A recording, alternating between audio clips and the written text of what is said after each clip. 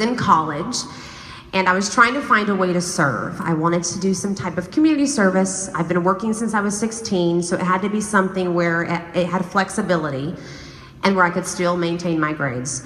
So I found the Big Brothers Big Sisters organization, and it was perfect. Every week for 1 hour, I would go into the schools and I would serve and help a girl that I was matched with. And we would do things. We would play, we would talk, we would stay in her classroom and hang out and do lessons. We'd eat lunch. It was whatever she wanted. And I really didn't know if I was making an impact. I was just, I was having fun, she was having fun. But then one day I got a phone call. I was like, hello? It's a number I didn't know. And she said, hi, this is Mrs. Hires, Afton's teacher. And I said, oh, hi, how's it going? And she said, well, actually, I need to ask you a favor. I was like, okay, what's going on? She said, well, we have a 3rd grade field trip coming up, and it unfortunately is the same day that you're coming to see Afton. I said, oh, no problem, that's okay, no worries.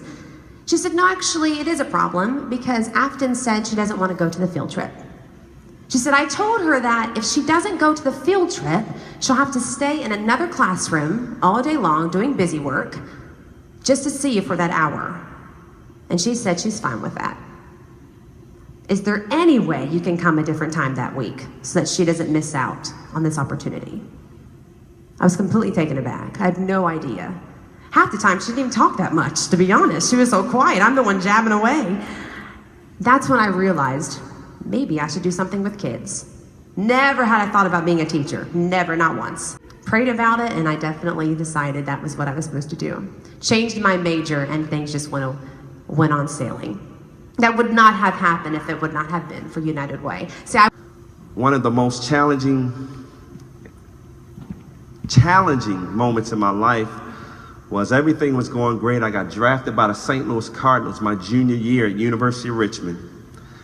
And I signed on a condition, because education was #1, that I could graduate from University of Richmond and play my redshirt junior year of football and see what happens in the NFL, because that was my dream, to play 2 professional sports. And coming out of University of Richmond, after my junior redshirt year, I was projected to be a 3rd-round draft choice in the NFL. And I got invited to the Senior Bowl, which is the most prestigious bowl game any college football player can play in. In the first quarter of that Senior Bowl, I was running across the field to make the big hit on University of Miami's Cleveland Gary, and my own teammate took my leg out.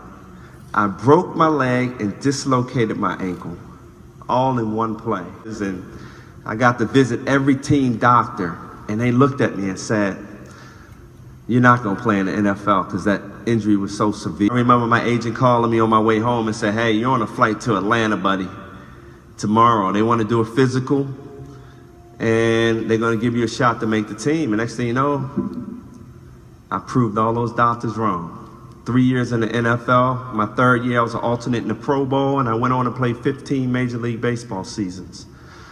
So with that experience, it took me to my foundation in 1998. I created my foundation, and I started just giving scholarships to 1st-generation kids to break the chain of their families and education. And I expanded out to just giving scholarships to those underserved kids. And this past year, we gave 17 scholarships out at Turner Field, on the field. And I can't tell you how proud I felt when I saw the smiles on their face. And it's been a long journey.